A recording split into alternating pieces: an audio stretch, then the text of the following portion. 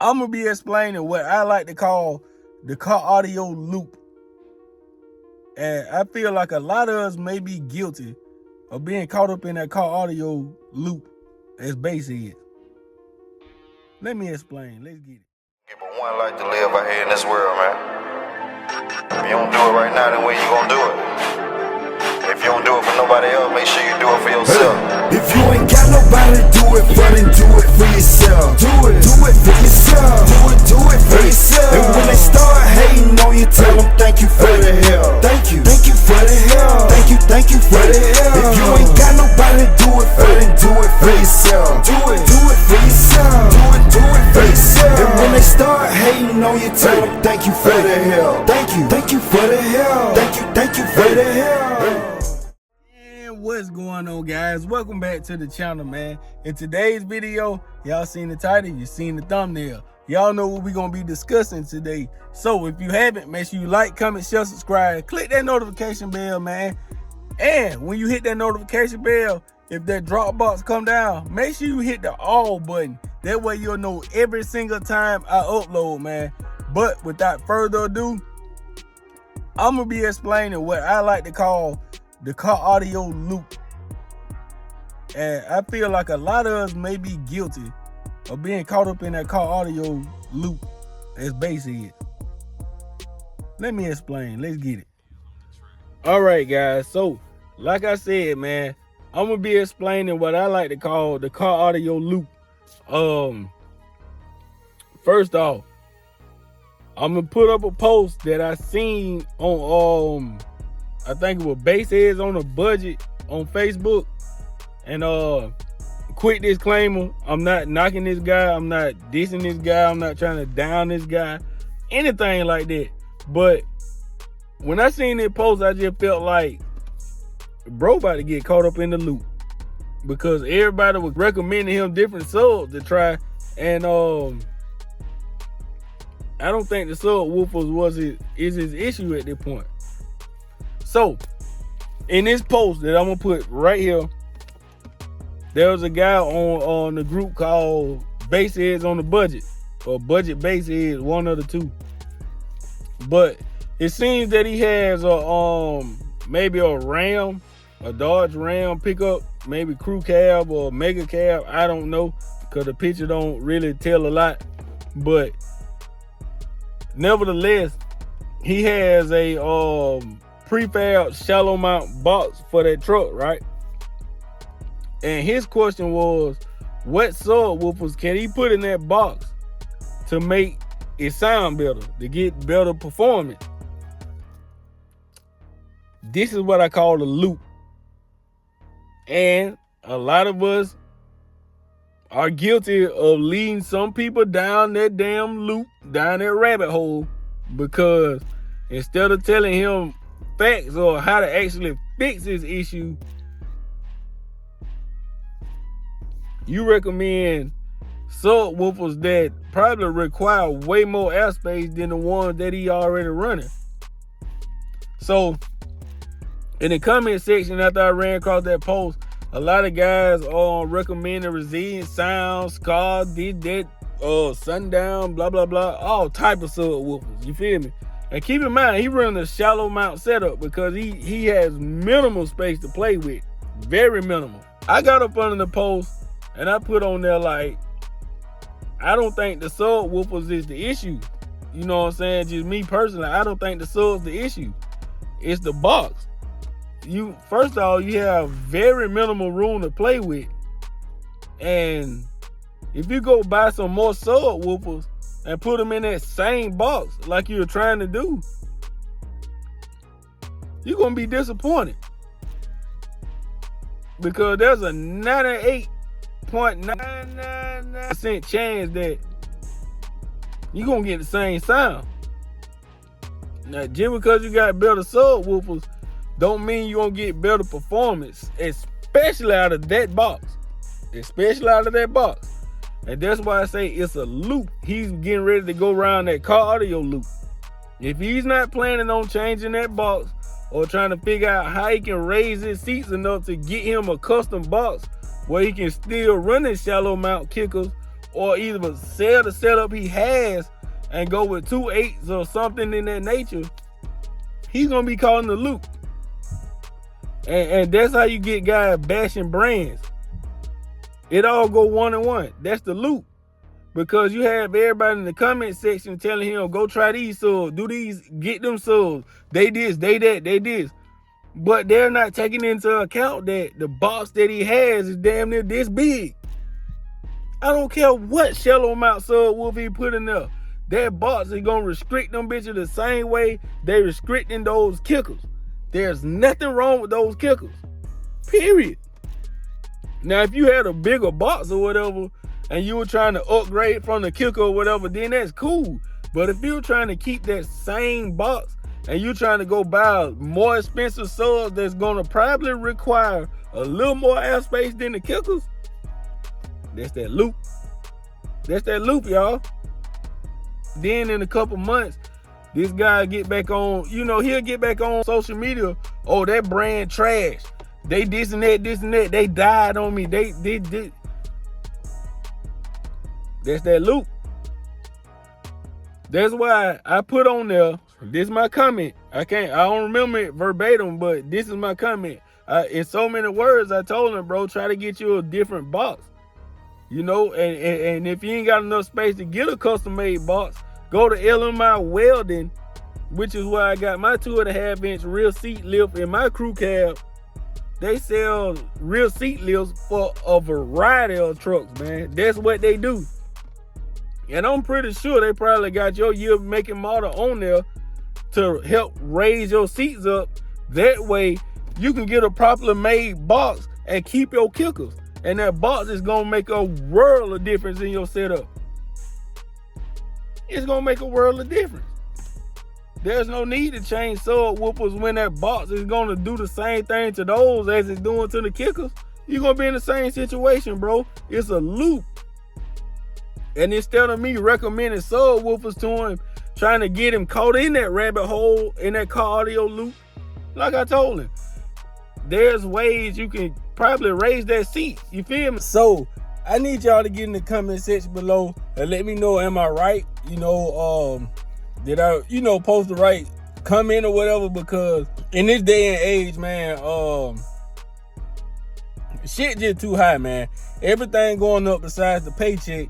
And I don't want to lead nobody down a rabbit hole when they're trying to get loud, bro. If you ever found yourself in that type of loop, whether it was with your subs and your box or your amp, or whatever it may be, leave a comment in the comment section below, because I feel like as bass heads, we all have been down that rabbit hole before, trying to figure it out and trying to see why in the hell I'm not getting the performance that I'm looking for.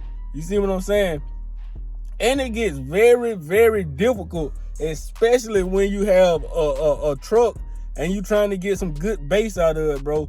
You only have a couple options. It's only a couple of options, man. If you're trying to go extreme, you can either take your back seats out, wall it out, or put you a kind of like a car type box in the back. You delete your back seats, get you a box for however many subs that you need back there, and you can do kind of like a car setup on the inside of your truck. That's one option. The other option is an under the seat box, kind of like what I'm running now. But if you don't have a rear seat lift, it's still going to be kind of restrictive. You know what I'm saying? So it gets tough. Or the third option is you can get a blow through coming from your bed of the truck to the inside. That's a great option. But you got to think. You're gonna be cutting metal on your truck. You're gonna be literally cutting your truck up. You know what I'm saying? So you got to know if that's really something you want to do. It just gets tough when it comes to, pickup trucks or whatever. There's ways to be loud though, and like I said, I'm not bashing the guy or nothing like that right there. I'm just trying to spread the little knowledge, spread what I know, or just give my honest opinion on it, man. I don't think with him buying different subs than what he already have is gonna improve what he got. That's just my opinion. I mean, we can agree to disagree. I can take constructive criticism and all that, but I don't think that'll be a good option for him. You know what I'm saying? I think if he keep those same kickers and put them in a different box, Or like I said, go to LMI. Even if they don't have the kit for his truck, he can contact them and they can probably go and custom make him one, and he can get him a bigger box. Use those same kickers, look like some 12s, either some 10 or some 12s. I want to say 12s because most of the time when it be shallow mount like that, it's a good chance that it be like shallow mount 12s or something like that. So I want to say those look like 12s. He can get a box built, bro, that'll optimize the hell out those kickers, and he will sound damn good. Very good with those kickers.